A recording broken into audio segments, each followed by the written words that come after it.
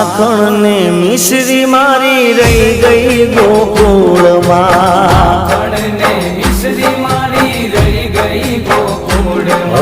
માખણ ને મિશ્રી મારી રહી ગઈ ગોકુળમાં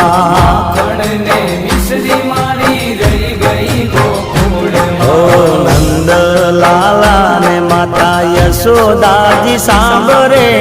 નંદલાલા ને માતા યશોદાજી સાંભળે